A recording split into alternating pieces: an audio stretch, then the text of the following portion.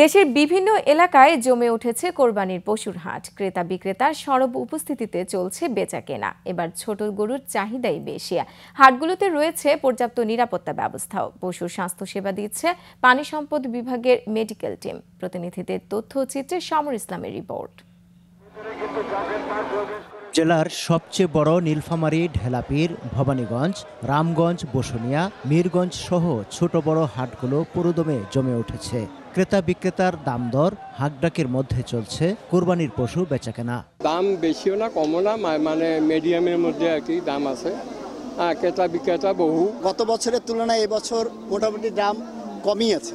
অপ্রীতিকর ঘটনা এড়াতে স্বেচ্ছাসেবকদের পাশাপাশি কাজ করছে আইনশৃঙ্খলা বাহিনী, আর পশুর স্বাস্থ্য সেবা দিচ্ছে মেডিকেল টিম। এখানে পশু ডাক্তার আছে, আইনশৃঙ্খলা বাহিনী সকলে নিয়মিত তৎপর আছে। আমরাও নিজস্ব ভলেন্টিয়ার নিয়োগ করেছি। কোনো প্রকার বিশৃঙ্খলা, কোনো প্রকার পকেটমার, কোনো প্রকার দুষ্কৃতিকারী, কোনো প্রকার যেন কেউ এখানে অরাজকতা বিশৃঙ্খলা সৃষ্টি করতে না পারে। প্রতিটি হাটে আমাদের প্রাণী সম্পদ ডিপার্টমেন্ট থেকে আমাদের ভেটেরিনারি মেডিকেল টিম কাজ করছে।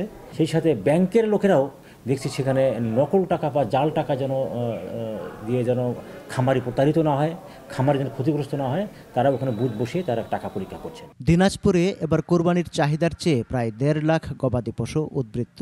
অন্য বছরের তুলনায় এবার খামার পর্যায়ে বেচা বিক্রি তুলনামূলক কম। ঈদের দ্বারপ্রান্তে এসে তাই হাঁটি ভরসা খামারিদের। সব মিলাইয়া খুব চিন্তার মধ্যে আছি আমি, যে এরকম আমি সঠিক দামে গরু বিক্রি করতে পারবো কি পারবো না। সরকারের প্রতি আমাদের দৃষ্টি আকর্ষণ, যাতে বাইরের দেশ থেকে গরু আমদানি যাতে না হয়। গাইবান্ধাতেও জমজমাট পশুর হাট। ছোট গরুর চাহিদা বেশি বলছেন বিক্রেতারা।